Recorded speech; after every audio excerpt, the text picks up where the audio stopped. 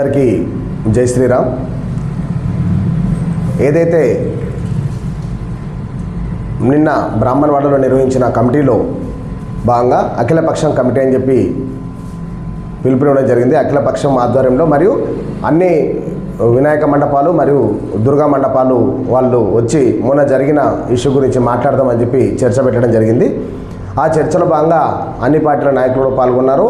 అన్ని మండపాల నాయకులు అందరూ వచ్చినారు. దాంట్లో భాగంగా మేము కూడా రావడం జరిగింది. దాన్ని ఆ రోజు నిన్న జరిగిన మీటింగ్లో ఎలాంటి స్టేట్మెంట్ కానీ, ఎలాంటి ప్రెస్ నోట్ కానీ, ఎలాంటి మీడియాకు కానీ ఎలాంటి స్టేట్మెంట్ మేము ఇవ్వలేదు.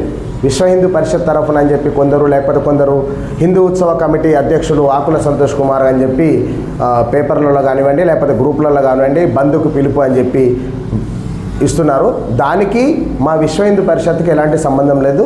నేను కూడా హిందూ ఉత్సవ కమిటీ అని చెప్పి పేరు అధ్యక్షుడు అని చెప్తున్నా. హిందూ ఉత్సవ కమిటీ అనేది ఆశీర్వాదం లేదు. హిందూ ఉత్సవ కమిటీ అధ్యక్షులు ఆకుల సంతోష్ అని చెప్తున్నారు.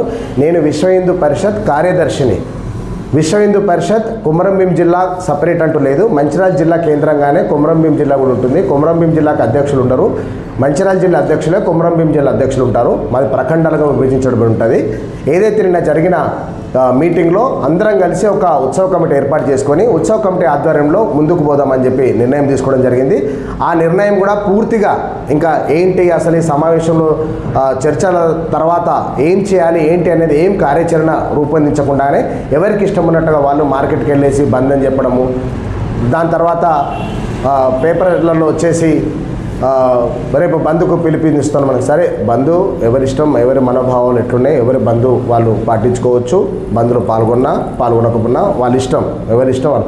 మేము ప్రత్యేకించి విశ్వ హిందూ పరిషత్ తరఫున బంధు అని చెప్పి పిలుపునివ్వలేదు. ఎక్కడ కూడా ఎవరికి కూడా ప్రెస్ నోట్ ఇవ్వలేదు. నేను ఎవరికి కూడా విశ్వ హిందూ పరిషత్ తరఫున బంధు అని చెప్పలేదు.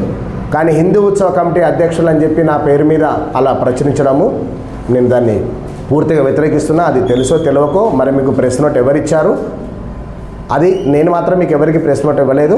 అది నేను నైట్ గ్రూపులలో కూడా పెట్టాను.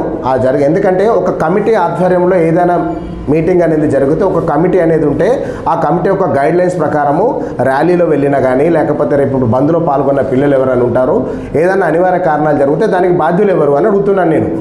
అమాయకులు దాంట్లో బలయ్యే అవకాశం ఉంది.